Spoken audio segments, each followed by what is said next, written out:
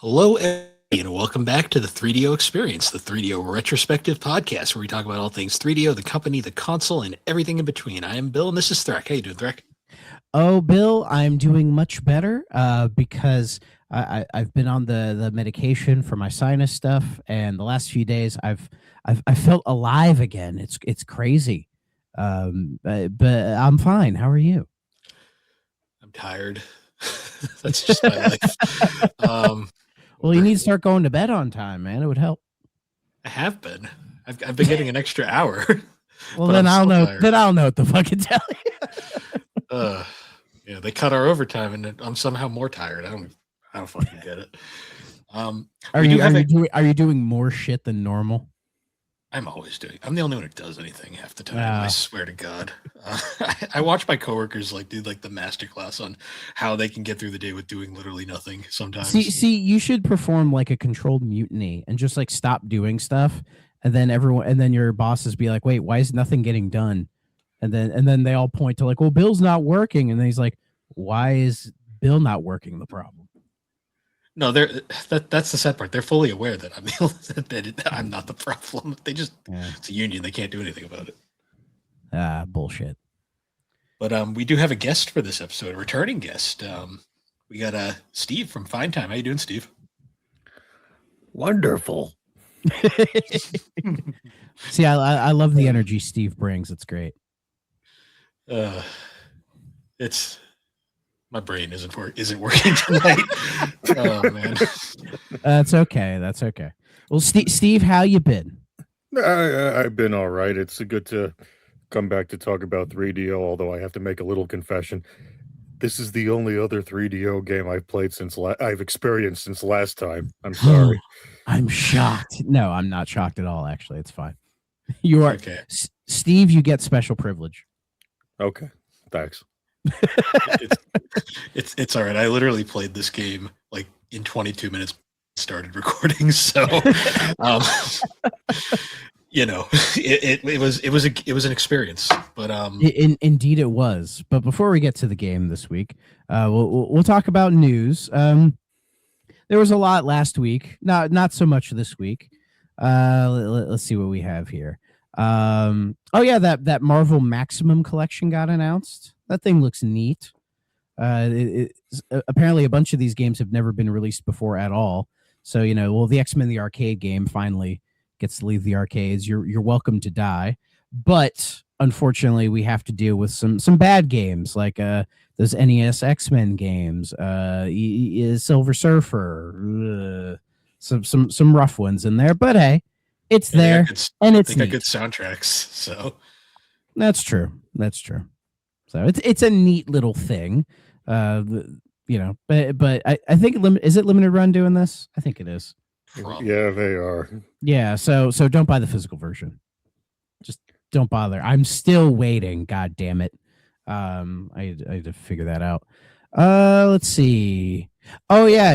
So when Blue Point closed last week or whatever, right? There was all of this controversy or people saying like, well, why couldn't they just remake Bloodborne? Because, everybody won't shut the fuck up about Bloodborne, right? Well, apparently it got leaked that Blue Point did pitch a Bloodborne remake to Sony, and Sony went, you have to ask From. And then they asked FromSoft, and they just went, we don't want you to do it because we want to do it. And by them, meaning nobody. I just thought that whole thing was kind of funny. So did Microsoft follow up the Sony controversy with another controversy? Because that seems to be their MO lately. I didn't see anything.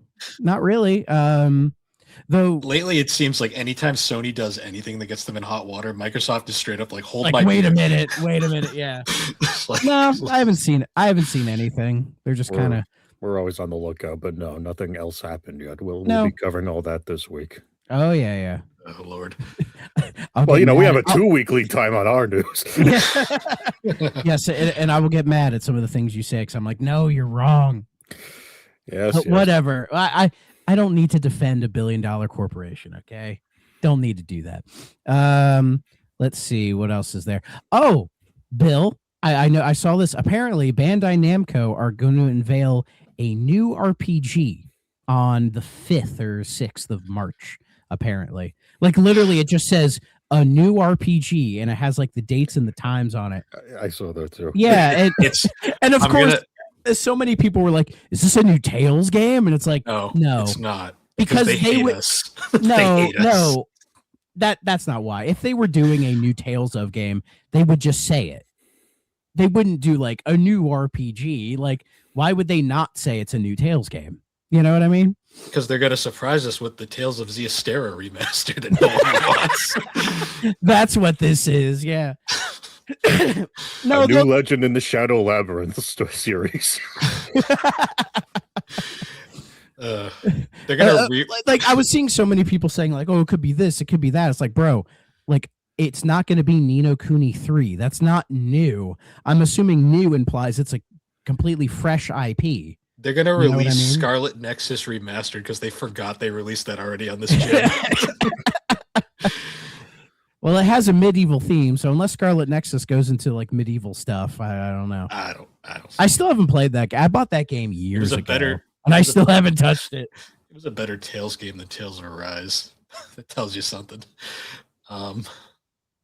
I've played a bit of Tales of Arise, but I will save that for the future. I have some things to say about it. Let's see. Oh yeah. So y'all remember that High Guard? All that crap going on with that? It did get shut down, apparently, after 3 months. And it's so funny to see like a game like that. Like it closed the Game Awards, right?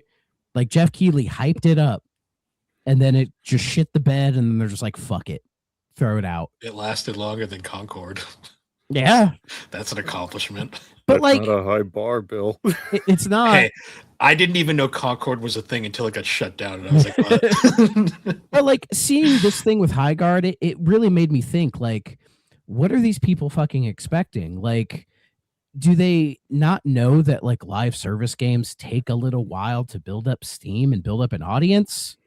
You know, like Fortnite, if they're trying to compare all this shit to Fortnite did not take off right away. It had to take time to grow to become when it came out. Yeah, it was a survival game. But even when it became a battle royale, it still didn't take off immediately. Like it had success, but it grew over time. And you see all this stuff, and then look at like games like say Final Fantasy 14, for example. Like what if they just shut that down after 2 weeks of nobody liking it? We wouldn't have what it is now, which everybody says is fantastic. Right? They wouldn't have got to write a plot relevant reason why the original game doesn't exist anymore. But to give Square credit, they fixed it. I love the fact that the original 14 literally that game ends with a giant meteor just destroying everything, and they just restart it. They're like, sorry, you hated it. We fucked it up. We made and they fixed it. Yeah. Or hell, look at Fallout 76, right? One of the most disastrous launches I think we've ever seen. Like, oh my God, it was a fucking nightmare. And that game is still up, and people actually like it now. Cool. Good for them. So it basically, I'm just saying, it's like, do they? Enough to where they still make shit. To be fair, Fallout fans have like Stockholm syndrome. I swear to God. No, I know. But from people I know who play 76, they're like, it's a lot better now. They actually did take the time to fix it. So it's just when you see like High Guard or Concord or all these other fucking games close so shortly, I'm like, you got to give it a little bit of time, guys.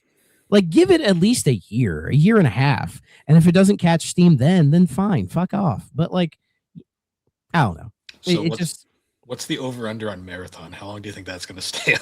Apparently people are liking it. I've heard. Yeah. So it might actually last. I mean, Bungie, I feel like they would dedicate themselves to fixing Marathon, even if it was a disaster when it comes out. So I think they have to, just because of how much they spent on it. But yeah, and probably like Sony helping the bankroll a little bit. You know, there's probably a lot. We're not throwing out two of these. Yeah, this one we have to pretend a little bit. Yeah, well, and Marathon's at least an established IP, so there is that. Yeah. And then the last thing I had was Nintendo surprise did an Indie World today. Yeah. Well, I was at work, so I couldn't watch it like usual. So the only things I thought were interesting were Denshin Attack, which is that like weird platformer with where you're a train on a rail, which looks cool. That got a demo, and that's coming out in June, I believe. I will be playing that game when it comes out. It looks really cool. Mini Shoot Adventures got a shadow dropped on the console. And if you guys have not played Mini Shoot Adventures, I highly recommend it. It is a fantastic game. It's basically Zelda mixed with like shmup. So you're like your little ship flying around this kind of like Zelda world, going into dungeons and shit. But all the combat is basically like a bullet hell shooter, and it's phenomenal. Like I love it. It also dropped into Game Pass as well. So I was playing it on my PC, but I restarted on my console because I prefer playing games on there. Nice. And then the last thing was Blueprints got shadow dropped onto Switch as well, which is it's cool. You know, I like that game in concept, but the execution is a little not for me. It's a little too roguelike, you know. Steve, I know you have strong opinions on Blueprints. Yeah, I played it last year on my PlayStation subscription, and I'm trying to figure out why is everyone so excited about this? Have you people not played real games like this before, where they have personality and storylines like this? Oh, come on, people. Well, those games were so long ago that the new kids just don't remember. Not that long ago. I mean, Myst was a good long while ago. Okay, Myst was, but you know, it inspired other games similar to it that were recent-ish. Yeah. Well, maybe just people liked that everything was blue. Yeah, maybe. I don't know. Was there anything else from the indie world you liked, Steve? I assume you watched it. I did watch it. I like that. Well, I don't know if I'll get it right away, but that's the thing. Now that I have every little machine under the sun now that I can load a game onto, is like, man, maybe I'll just wait for a sale now, because even the Zelda shooter game you brought up, it's like, man, $15. I'm in the middle of Resident Evil 9, and I got Pocopia coming this week. And a Game Club game we're going to decide in a few hours. I don't have time to just drop another $15. I can wait. Meanwhile, I'm paying $40 for a remaster I don't even fucking need. That's See, I paid $40 for that, but I didn't have it, so the justification made more sense for me. I mean, yeah, there's that game about the doggy in heaven that's making me a little sad that I might want to get. Oh yeah, that game looked kind of cute. And then there's that other the farm sim that's a little scary that they showed off before in the sizzle reel. I'm like, okay, that's still in development. That's good. They didn't cancel that yet. But otherwise, it's a few things we saw before already, like Moonlighter 2. I still need to play Moonlighter 1 because I'm behind, and there's a finite time to play video games. Of course. Yeah, it was a very kind of like nothing indie world, but whatever. I just put it on while I was working and just was like, oh, neat, and moved on. So, yeah. But yeah, Mini Shoot Adventure, when it goes on sale, grab it. I genuinely think it's an amazing game. So we did get more Nintendo music. Oh, we did? I was going to ask. It's nothing remarkable, but... Hey! Well, hey, depending on who you ask. I was going to say, you have Mr. Nintendo in here. Watch what you say, sir. I'm pretty sure this segment every week is just us shitting on how stupid this app is. But that's Kirby Air Riders, sure. Why is Pokemon Fire Red and Leaf Green in the Switch section? Is it really? Yeah. Oh, is it? Oh god. Because here it says Game Boy Advance. Well, it's down there too, but they decided to put it in the Switch section, even though it's the same fucking tracks. Because those children you brought up that have only played Blueprints and no other clicky adventures are going to say, it's on the Switch. I've never played a Game Boy Advance. I mean, the GBA app's been there for a long time now, Steve. It's not on the GBA app, so it's obviously not a GBA game. Yeah, it is in the GBA section, though, if you were curious. Yeah. Anyway, that Air Riders soundtrack is dynamite. It's great that they put the rest on there. I'll take your word for it. Yeah, if I ever get around to Air Riders. If I ever get around to playing anything on my Switch 2. I was going to say, I don't even have a Switch 2 yet, though I'm probably going to be getting one soon for two reasons. One, my tax return. I finally did my taxes, and it's a decent one. So I'm like, I'll probably just grab one because I have a feeling they're going to be raising the price on it soon. It's just a feeling I have. So I'm like, I might as well get the Mario Kart World bundle now while it's still fine. Exists. Yeah. Yeah. So yeah, So yeah, hopefully in the next week or two, I'll be letting you guys know about that. So it's just so I have it before things get worse, because things are going so great these days. Yeah. Anyway, Look, I just keep staring at the prices of micro SD express cards. I'm like, please don't raise the prices of the 512s anymore before I can afford another one. I've seen oh fuck, I forgot. I have to buy one of those. Shit. Because I had to shuffle some shit around to prepare for this week of things I just mentioned, and yeah, it's getting a little cramped in the old 256. Yeah. Oh boy. And then you look at the price of the 1 terabytes, and you're like, no. You just stare into the abyss, and you just go, okay. Oh, God, are they that? I haven't even looked. I need to see how bad these are. You could buy they're like the price of a console was like years ago. Let's see. Oh Jesus Christ! Why? Because oh God, terabytes. Yeah, 256. Here I come. Well, you can go buy a freaking 5 terabyte hard drive for like a quarter of the price. Oh yeah, absolutely. Yeah. I've seen they're like 10 gigabyte. They're 10 terabyte hard drives. They're that price. At least the onboard is somewhat substantial. It's better. Oh yeah, I would say how much on-base storage do you get on the Switch 2? I forget. I think it was like 500 gigs or something. Like, no. Steve, what is it? I don't remember offhand, even though I'm staring at it every day. It's more than the original Switch was, which was like 30 something. Oh yeah, the Switch 1 was 32 gig, which was a fucking what is wrong with you? You remember the freaking the Wii U? The max was like 32 gigs, and everyone was just looking at Nintendo like, really? Oh yeah. 256. Okay, yeah. Okay. I can live with that. It's like the size of the memory card in my Switch 1. So I'll say I think I have a 512 in my Switch 1. I have no idea. I just stopped after a while. I put that thing in when I bought it in like 2018, and I've just never taken it out. So that's fair. Yeah. But anyways, that's I guess all the news stuff. Why don't we get to the fun stuff, the real stuff? Oh yeah, we're joining a parade. Indeed we do. Hooray.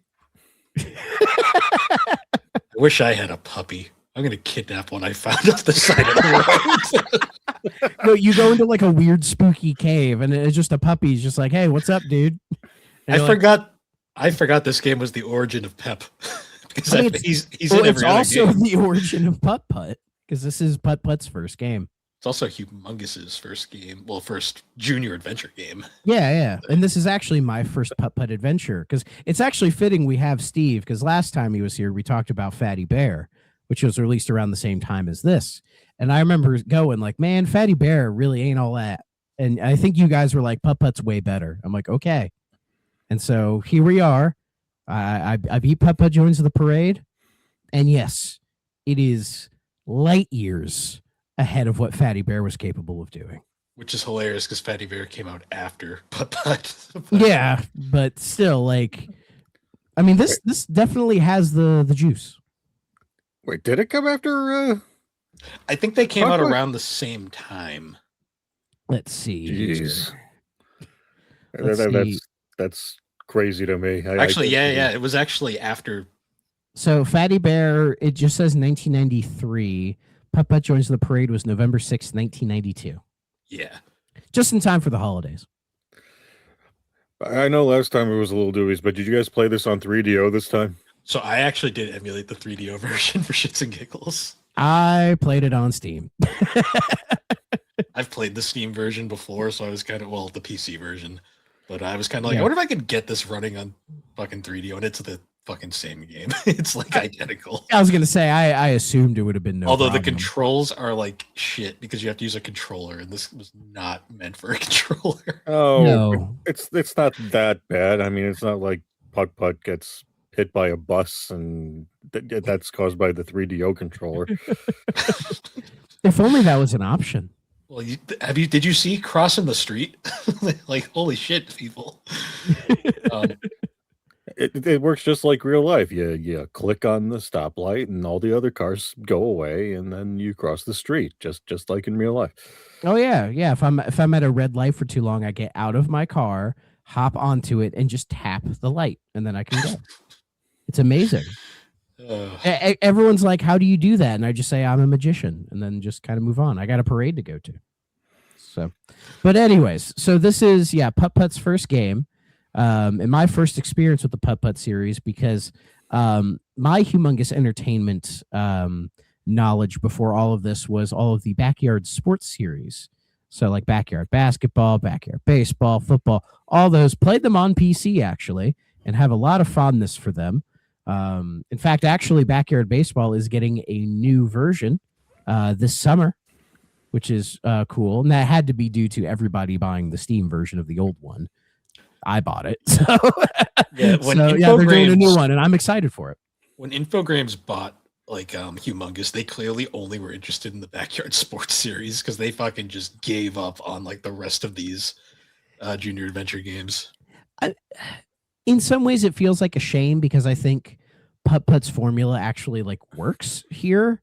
Like it works a lot better than Fatty Bear, and I haven't played like Freddy Fish or Spy Fox or any of them, so I don't have any. I can't compare them to those. But like when I was playing this, I was just kind of surprised at how like competent it was.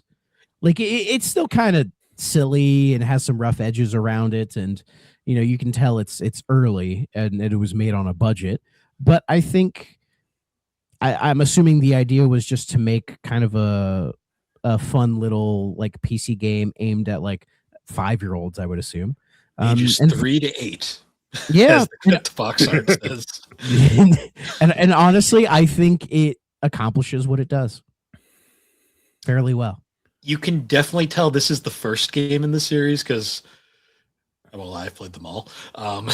They get much more expansive. Now, did you play them at the time? Oh yeah, no. This is like what me and Alex did on the computer back in the day because these were like the safest games that parents could buy for their kids. Oh, for sure. Steve, did you grow up on these? No, my sister would borrow these from the library because CD-ROM packs. But there was a lot. You can always hear "wow" and whatever else Putt-Putt was doing from the other side of the room. So I know what's up. Pretty much. It's interesting because the Putt-Putt series was like kind of like the beginner out of all of Humongous's adventure series, like because they were kind of separated by age groups. Yeah, Putt-Putt was for the younger kids. Freddy Fish was like younger, like preteens. Pajama Sam was, I think, for like just becoming teens, and then I guess Spy Fox was for the big kids, as they say. The big boys. I don't really know what the age range was because I'm pretty sure the primary demographic of people that play these games nowadays is adults. Let's see. Freddy Fish also says 3 to 8. Pajama Sam says 6 to 9. Haha. Okay. And then Spy Fox is 5 to 10. So some weird juxtaposition in those age ranges. I am sure that if Infogrames was like really looking through all this stuff in like 2008 or whenever they bought this stuff, they would have had new and gritty Spy Fox games in like 2010 that completely missed the point. Oh, I would have loved the Bomberman Act Zero version of Spy Fox, where it's like dark and gritty. Or maybe it's like a Bionic Commando where Spy Fox loses an arm and then he gains a new arm that's his wife. Meanwhile, all the children that didn't even pick up on the fact that Spy Fox is just a Bond parody. Well, yeah, but there were a lot of Bond parodies back then that people never picked up on due to their unfamiliarity with it. Like I loved the Austin Powers movies before I ever watched a Bond. Yeah. I just always laugh because like your sidekick in Spy Fox is literally a monkey and her name is Monkey Penny. Yeah. That's awesome. It's so on the nose. I love that. Too bad none of those made it to 3D. Yeah, because after this, it's just Putt-Putt Goes to the Moon, and I think that's it. That was the last one that used the original this style of graphics because from the original Scum engine. Well, they all ran off of Scum, but they I love that name. I do too. But from I think it was Freddy Fish was the first one, and then Putt-Putt saves the zoo. All those games onward use a hand-drawn animation, which looks significantly better. But there is a charm to the bit. Yeah, because looking at screenshots of all of them, like the newer ones do look a lot nicer and cleaner. But and this was designed by Mr. Ron Gilbert, famous for Maniac Mansion, The Secret of Monkey Island, some of those early classic LucasArts games. And then, so did he form Humongous Entertainment? Was that like his thing? Yep, it was founded by Ron Gilbert and Shelley Day. Okay. And he's still making games. Good for him. Yeah. I mean, he probably would have stayed at Humongous if it wasn't for the bankruptcy and the gutting that Infogrames did to the company after they bought it. Yeah, that's fair. He probably would still be at the company if they didn't get rid of the company and it wasn't on fire. And well, Atari still likes to be like, it still exists. We're gonna re-release every Putt-Putt game because kids like those. Yeah, I mean, most of them are on like Switch now, right? I think the first of each is on Switch. They're all on Steam. Oh yeah, all of them are there. Because I own them all for reasons. But it's okay. You're allowed. I was gonna say this Atari exists more than Atari did a decade ago. I gotta say. Yeah, I mean, seeing Atari's logo on stuff where it's like the re-release of like that Disney Afternoon collection or whatever always makes me go like, oh, what the fuck? And it's like, oh yeah, they own Digital Eclipse, so yeah, they get to throw their name on all this stuff now. Meanwhile, the true Atari is like some weird spec in Warner Brothers games somewhere. Bill is an Atari truther. Well, when the people that made all the games got bought by Midway, and then I'm assuming Warner Brothers ended up with whatever was left. Oh yeah, they own Dr. Muto. It was their final game. Good game, but that's sure. That's for another podcast. But this is a good game too, I would say. It is. Putt-Putt joins the parade. So the plot, if we could call it that, is a Putt-Putt. So he's a car, right? Yeah. Sure is. So well, this game did return to my head the whole idea of Cussy. Do I need to explain that, or could we keep moving? It is canonical that cars have kids in this universe. So I mean, it's in this universe as well. So I'm like, what's going on here, right? If any listener doesn't know what Cussy is, look it up and be horrified. Anyway, so Putt-Putt's, he's like, oh, there's a parade. I want to be in the fucking parade. And then he's like talking to the fire truck guy. Smokey the fire truck. Smokey the fire truck, yeah. Oh, hi, Putt-Putt. He sounds a little smoky. He's like, so to be in the parade, you need a balloon and you need to clean your dirty ass. You need to wipe your ass, okay? Also, like, you need a sentient animal. And a sentient animal, yes. Okay. Yeah, okay. So I don't know if these were really supposed to be that educational.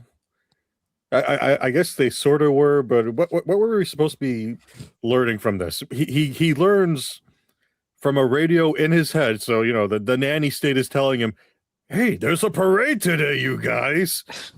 Join the parade. Yeah. So then he's going to go into town where he's telling the local guy there, like, okay, you need to be cleaned.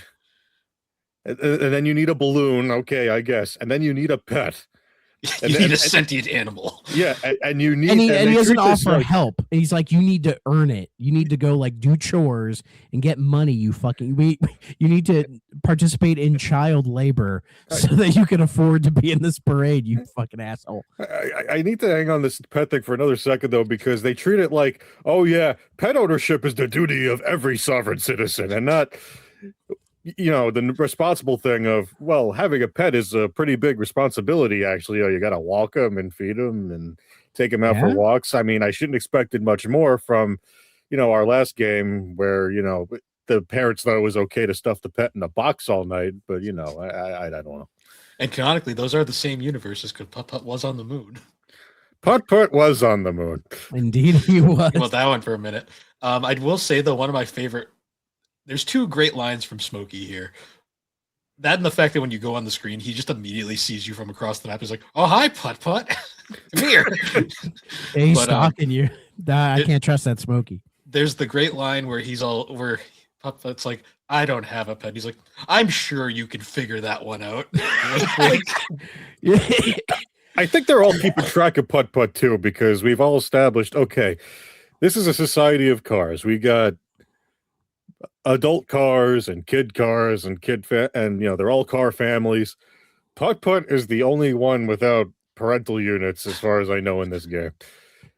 And he lives in a house that's marked Putt-Putt's house. So clearly, if you're driving over hey, this is Putt-Putt's house, maybe keep a wide berth. So clearly, they're keeping the local nanny state is keeping an eye on Putt-Putt, because he's a menace to society. He does the occasional shoplifting. He goes to the toy store. Oh, that's where I left my magnet, and he just reaches out with his little cable reachy thing.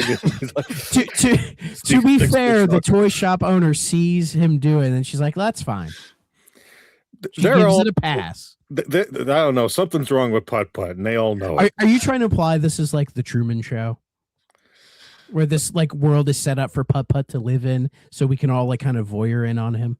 I don't know, but they all know something we don't. Yeah, because I was thinking maybe his parents died in a horrific accident where they crossed at a red light, right? So that's why he's like, he always has to make sure it's green before he crosses. But in their death, he inherited the house and it became Putt-Putt's house. So he's just a kid that owns a house for some reason. I'm just laughing because when Peanut Butter Gamer reviewed these games like years ago, he made a backstory for Putt-Putt about his parents dying in a horrific accident. So, great minds think alike. I've never seen the PPG video, so I don't know. I just remember that for some reason, but yeah, I was going to say the other great line from Smokey is where Putt-Putt's like, "How do I make money?" And he's like, "Oh, you could do all sorts of things around town, like mow some lawns." He's like, "I don't have a lawnmower." He's like, "Well, here, have mine. Go mow lawns." It just gives him a shitty lawnmower. I was just like, he was just waiting to pawn that off on him. Yeah. It's either that or you could be the world's first Instacart driver and deliver groceries to people. And from Mr. Baldini. Yeah. Okay. There was one car because I did both, right? And the grocery stuff is pretty simple. It's just like, we've put like it's 4 Blue Street, and you go there or whatever. There was one, I think it was on Red Street. It was like the house was like a shack, looked like a crack den, and then the car comes out of it, and he's like, "Hey, Putt-Putt, what's going on?" And he's like, "Here's your groceries." He's like, "Oh, thanks. Here, just take this." So he gives you a penny. You have a quarter. I think his name was Mr. like Fender or Mr. Fender Bender or something. And it's like clearly he's on a bender, but I guess we don't need to talk about. But well, I did mow his lawn as well. But like next door is like that lady in like the real nice house or whatever. So my headcanon was, they were married, but then they got divorced and he had to move into the shack next door because of his fucking crack addiction. So like, she's just trying to live her life, but he's still there being like, why can't you just take me back? I can't afford this fucking alimony, bitch. I don't know. I did enjoy talking to her, and her when Putt-Putt goes up and says, "Hi, can I mow your lawn?" She's like, "You bet you can." Yeah, that was a little creepy. Some of them were a little too excited to have Putt-Putt mow their grass. See, that's another thing. They all know Putt-Putt. All of them, yes. All of them know who Putt-Putt is. I mean, it's a small town. There's not a lot of cars in that town. I don't know. After a while, and then you do have to do the whole job when you're delivering groceries. But with mowing your lawn, I figured out like, okay, you do have to do enough mowing lawn to find a bone for Pep. But then after a while, Bobby, okay, this is a kid's game, 5 to 8 or 3 to 5 or whatever you said. How much lawn mowing are they really expecting these kids to do? Because I did one full lawn. And then after that, I might have like gone up and down, and then I left. Wow, great job, Putt-Putt. Here's the same penny I gave you the other guy gave you for doing way less work. Ding. See, I tried to like leave a job half finished and it wouldn't let me. It was like, you have to finish the job. They fixed it for the PC release. I played the PC release. I don't know what happened. No, that's what I'm saying. We played on 3DO. You're playing the You're playing the modern revision. Oh yeah. Where they make you do the job. Yeah, this is the HD 2D remake right here. They redo all the sprites. I love when you find the nice 3D model of the lawn. I love when you find the bone. He's like, "Hey, it's a bone. I'm sure they won't mind if I just take this." like, maybe they were saving it. I mean, that is a little kid thing to think. It's just you take random shit and you're like, nobody's gonna care. This is mine now. Though I will say credit to this game for having Putt-Putt being voiced by a child. Yep. Because in Fatty Bear, like Fatty Bear was voiced by like a creepy man. So to hear Putt-Putt actually sound like a kid was actually like nice. I mean, the kid's not a great actor, but I don't think he needed to be. So, but it's like, but honestly, it added a little bit to the wholesomeness of it. For sure. Because despite our joking, this game does come off rather wholesome. So what's fun is if you actually if you play like all the games through, Putt-Putt was voiced by from this game all the way till Putt-Putt Travels Through Time. He was voiced by Jason Elfson, I think is how you pronounce his last name. Is he related to Dave Elfson? No. No. Putt-Putt joins Megadeth. He was slapping his bass, if you know what I mean. Hey now, rust in peace. Present a different light. Rust in peace. Every day of my life. But he played Putt-Putt from all the games up until Travels Through Time, when his voice, unfortunately, his balls dropped. His voice broke, and you can tell when you play Travels Through Time, he is definitely bordering on too old to play Putt-Putt. And then from joins the race and joins the circus, he was voiced by Bart Simpson. So they went the Tails route, where they had Tails voiced by like little kids, but then they're like, oh, we can't keep replacing the kid. Just get a woman to play him. Yeah, they got Nancy Cartwright. And then for the final game, because... do you think Nancy Cartwright remembers voicing Putt-Putt? I doubt it. I am sure there is one person per big convention that shows up with a Putt-Putt CD-ROM, and she gets confused. Just the disc. They're just holding the disc. One of the games she didn't even do. Because she only did 2 of them. Yeah, can you sign my Putt-Putt and Pep's Balloon-orama? And she's like, I guess. But $5, please. For the final Putt-Putt game, because Infogrames had gutted the company and they had no money, they couldn't afford her anymore, so they got some rando who is bad. If you listen to the final game, it's like, oh my god, they fucked that up. I gotta get parts for the race, Pep. I'm joining the circus. You're not that far off. It's pretty bad. Is it the lady who works at Monsters, Inc.? That would have been funny. No, it's just like you can tell the person who did it was clearly someone they hired for cheap and did not give a shit. Putt-Putt scares kids. No, but I mean, honestly, if you were laying in bed and then fucking Putt-Putt came through your closet, I would probably shit my pants. I mean, no, that's for Pajama Sam's Fighting Darkness. Oh, okay. Yeah. I'll take your word for it. But yeah, the kid who voices Putt-Putt does a fine job for a child. Oh yeah, it's not bad. Like honestly, I think the voice acting in this game is all fairly all right. Yeah, the writing's pretty good. Like I mean, it's very juvenile, but it's for the most part, it's fun. Like it's surprising to me, like nobody's like hamming it up or over exaggerating or anything like that. It all comes off as like relatively natural. Which, like in 1992, voice acting in video games was not really a thing, you know. So to hear it, I'm like, it's not. I mean, yeah, there's some weird bits in there, but it's not like it's like ridiculous. The guy at the grocery store was a little on the nose. Oh, I think I talked to him like twice, but I forget him. Mr. Baldini. Mr. Baldini. He's clearly Italian. Okay, you know what? I'm half Italian American. He's fine. He's one of us. We own him. He's fine. He comes back. He's allowed to be a paisano. It's great. He's a paisan. He's fine. Can you do your Baldine impression right now? I did not talk to him enough to come up with anything. I'm sorry. Putt-Putt. That's basically what he said. Yeah, pretty much. I just want to hear you do that. Putt-Putt, I need you to bring the groceries to Red Street. It's basically him. And then my favorite, perfect, no notes. My favorite random occurrence in this game is there's anytime you go up a street, there's always something blocking the path, and it's always like, how will I get past this? And it's always like you could drive around that. My favorite is the birds, where it's like you could just drive through the birds and be fine. Well, I did like the ants like marching, and if you honk your own, they're like, "Go honk yourself," or whatever. I drove through the tax just because I wanted to see what would happen. Well, I love that because he's like, wait, he drives through them. Yeah, you can drive through the tax, and then your tires deflate. You just go to the side of the road, and then a tow truck, literally like, judging by Putt-Putt's anatomy, probably shoves that hook somewhere where it shouldn't be. Shoves him in the Epstein zone, and then takes you back all the way to like the tire center, and then they just like, and then Putt-Putt like literally changes his tires like he's changing like shoes, and then you just keep going. Do they take away your pennies for that? They do not.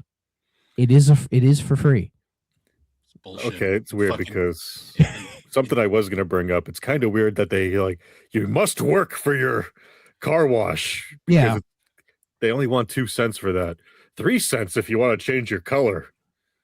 Yeah, which I never change his color because I think purple works for him. I feel like any other color would be a nightmare. There's just nothing else for you to buy. So it's like, why is there so much emphasis on getting money? And I got a lot of money because they only animate up to like, I think like 5 or 6 coins. And then if you keep getting more, it doesn't keep stacking them, you know? I know, this is just going to the future a little bit. And Putt-Putt joins the race. You fucking have to buy tires, and they're like 2 coins a piece. And I'm like, damn. This is reality.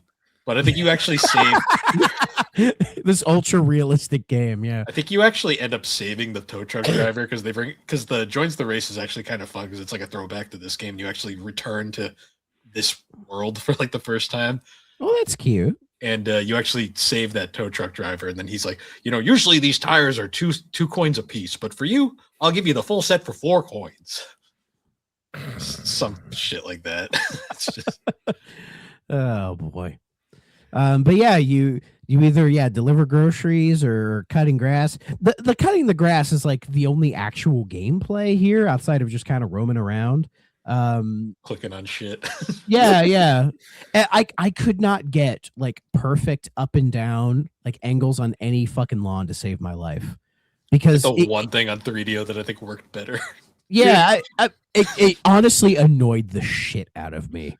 Because when you cut the grass, it's like, do a strip or whatever, and I just couldn't get it because I think the mouse, like the sensitivity on where you click, it's very high. So if you're like slightly off, it'll move over slightly, and I'm like, no, stop. I was getting mad. I tried to see if like the arrow keys would do it, and no, that wasn't an option. In 3DO, can you like directly control it, or are you still pointing and clicking? It was a point and click experience.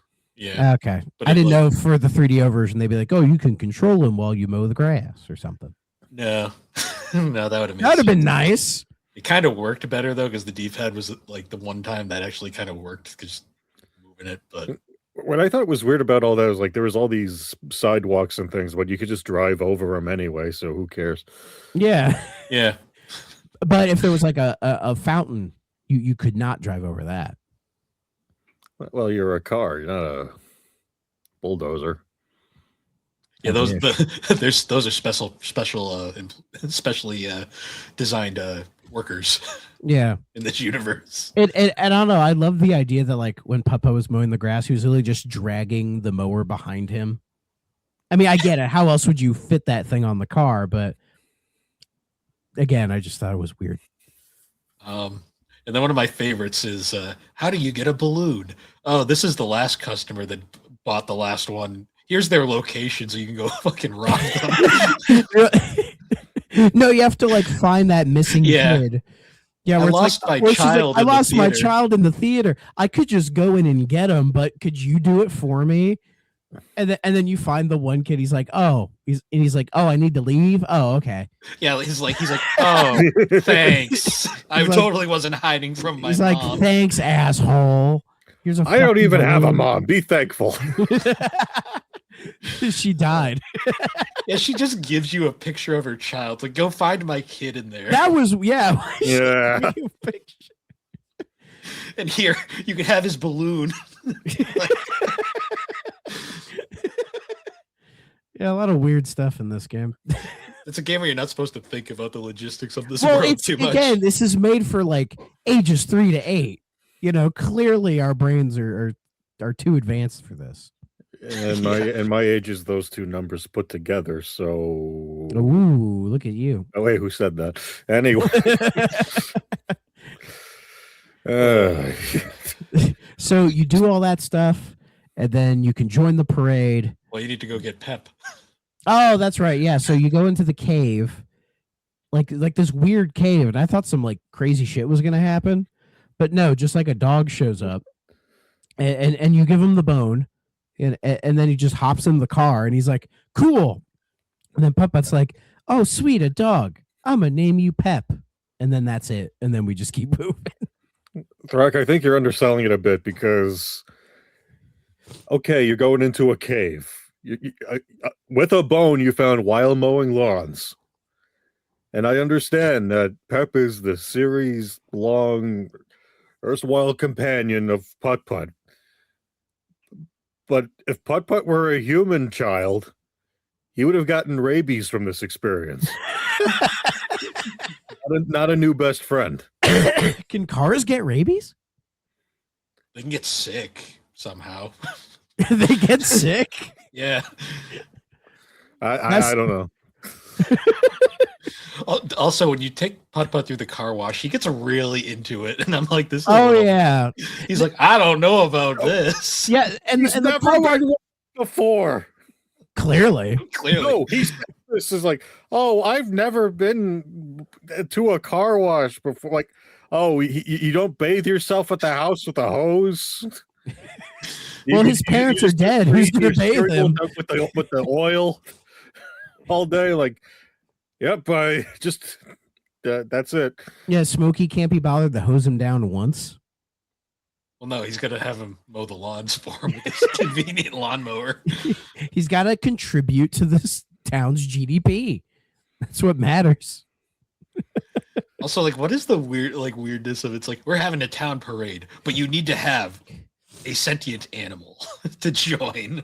Like, yeah, I don't know, man. It felt like it. I mean, it's convoluted, but like, who gives a shit? Right? It's one of those things you're not supposed to think about too hard. Again, 3 to 8. They're not thinking about this stuff. But yeah, but you join the parade, and yeah, indeed, it is a parade. You get to watch the cars, and they all have different animals because living animals exist in this universe, but there's no humans. It's just car. Yeah. Yeah, they're not car animals. They're animals. That would have been cute though. Like they're not all cute. One of them keeps spiders. What? I think we should be keeping an eye on the car that's keeping spiders in his house. Like multiple spiders. Yeah. Or the one with the snake and just goofiest stuff. And how did Putt-Putt get to the front of the line? They cut everybody. He just said, "I'm going here." Like that Family Guy cutaway where the dudes go walking in up to the bank line in front of all the Italian guys, and they're like, "Hey, oh!" He just did anybody getting on the highway, just cuts in front of the moving traffic. Like, I'm here now. Good luck, everybody else. Oh, the Asian driver.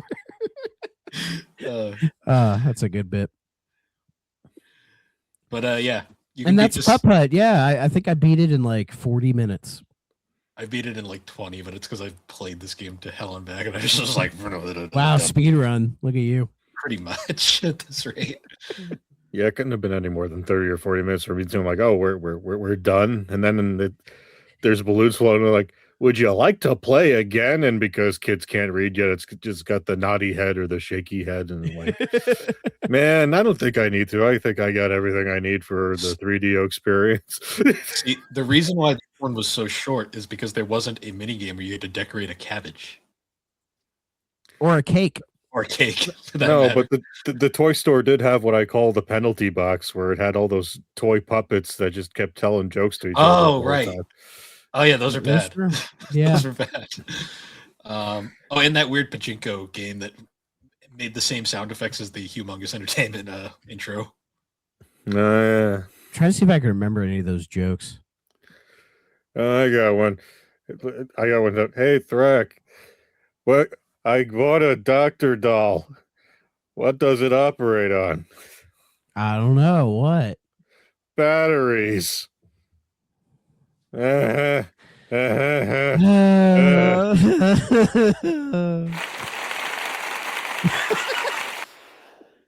Thank you, Bill. I needed a sound effect to get out of that. I had it on board. Yeah. I was reading the wiki. There's like up to like 50 jokes that they all cycle through. I'm like, no. 50 jokes. Good That's for the God. kids who have nothing else to do, and they just keep playing. Yeah, that's crazy. Oh, just out of curiosity, I looked up the speed run on this. Apparently, the world record is 3 minutes and 9 seconds. Jesus. But apparently, Okay. there's also something called the no skip run, and I'm like, what? You can skip shit in this game? What does that mean? Well, you can like I said before, you only need 2 coins to get the car wash, so you could get 1 coin in your house. So you really only need to know enough of the That's lawn to true. get a bone. But what do you think's easier, mowing the grass or delivering groceries? Yeah, you have to mow the lawn to get a bone for Pep, so it's that. Oh, okay, fair enough. Yeah. So you're never delivering a grocery. Not one grocery. Why am I talking about the speedrun logistics? and then you're I think That's realistically too, you'd have to avoid the nails. Like if you're gonna take a road, you'd have to like make sure it's one that you can just honk them out of the way. Sure. Yeah. Yeah. I'm sure there is an elite like strat for this, but I see it. I mean, I don't know if will see be 3 watching minutes, but I will be watching the speed run after this episode because I need to see it. I need to see the tech. mad tech. That mad putt-putt tech. Oh boy. But weirdly enough, yeah, despite all the joking, honestly, I didn't think this game was bad. Like at all. Yeah, it was cute, it was charming, it was definitely, I think it succeeds at being something entertaining for that age range. And probably was meant for like parents, being like, oh, we have a computer and our kids are interested in the computer. Let's give them something that they would be interested in instead of just, getting on, I don't know, whatever shit would be on a computer in 1992. I don't know. So they give them this and and it seems to work, I mean, they made a whole series of these games, so clearly they did something right. And it says a lot, not counting the final game in the series, but this is the weakest one.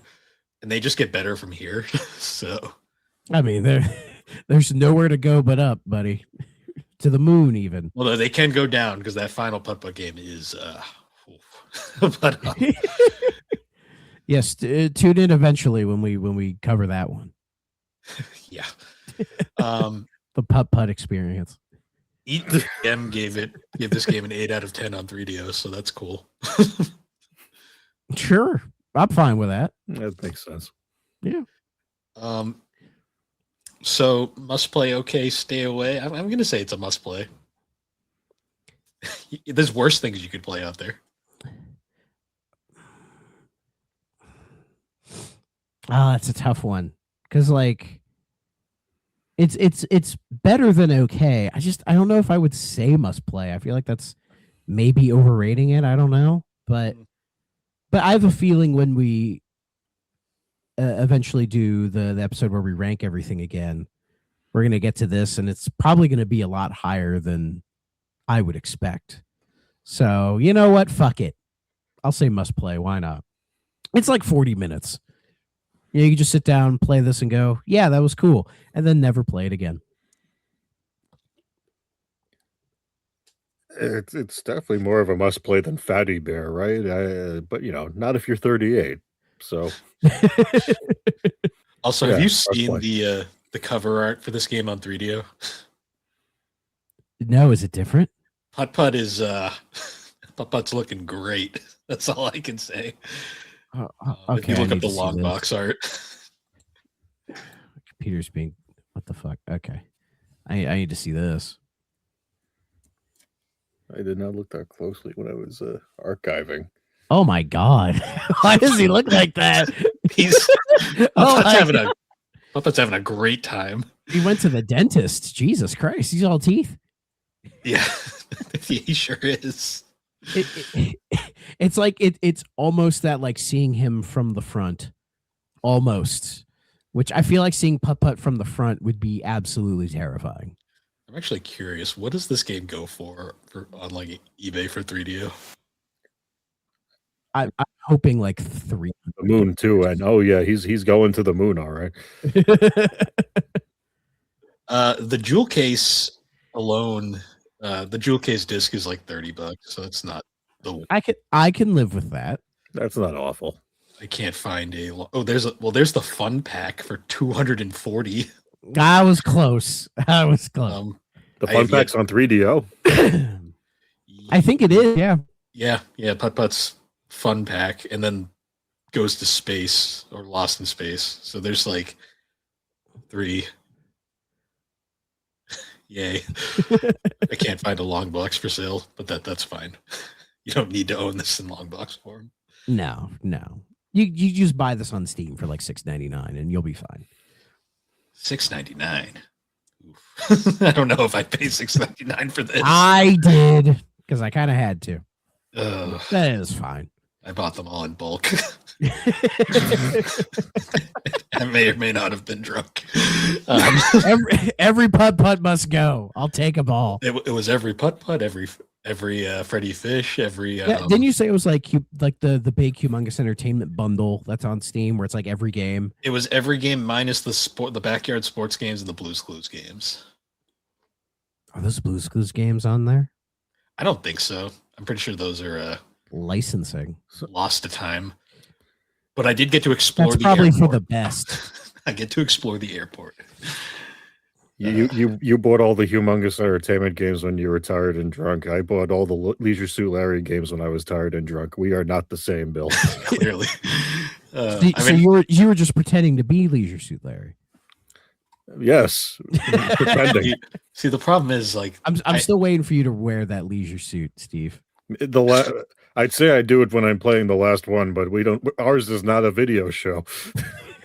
See, the last the only Leisure Suit Larry games I own are the bad ones on PlayStation. And the only one I own a couple of them on Switch because they were like dirt. Oh, I think it was like the Wet Dreams Don't Dry or whatever. I'll get to those eventually, I promise. That was one of the remakes. But I do own Box Office Bust on 360. Hooray. And I hear it's a fucking nightmare. So there was so I look forward to it actually because I'm like I need to know. Well, Steve, when you get to Box Office Bust, let me know. I'll play. I don't have Box Office Bust. Is that on Steam or something? No, it's only on PS3 and Wii and 360. It got a PC port. Did it? Yes, it did. Why not? You know what? Here, let me look into it. Because the only ones I have are Magna Cum Laude and Box Office Bust. Magna Cum Laude was in the pack. I have that. That one's like mid. I know. That's what put me down the rabbit hole a long time ago in the first place. But you have the when I was much younger. No, young person that's not fully perverted yet. These were good ones, so let me show you. And like, these. That's a. See, I just remember because Sierra made those, but the precursor to that game was like Soft Porn Adventure on PC, and I always remember the cover to that game because it was like 3 employees from Sierra just naked in a hot tub, including Roberta Williams, the co-owner of the studio. That's weird, man. Which is hilarious. That's weird as hell. Let's see. Yeah, on Steam, I'm only seeing like the new ones. Am I missing something? Well, you're missing the fourth game, but that's an inside joke. Well, no, all I'm seeing is Wet Dreams Don't Dry and Wet Dreams Dry Twice. I had to get those. They took those off a while ago. I got mine off of GOG. Oh, okay. So maybe Box Office Bust is on GOG. Hooray. I mean, I love that we ended the Putt-Putt episode talking about Leisure Suit Larry. We need to remind everyone that we're adults. Yeah. This is not a podcast for children. I mean, see. Now I need the game where Putt-Putt is like a grown car, and he somehow ends up being Leisure Suit Larry's car. And they just like and they drive around.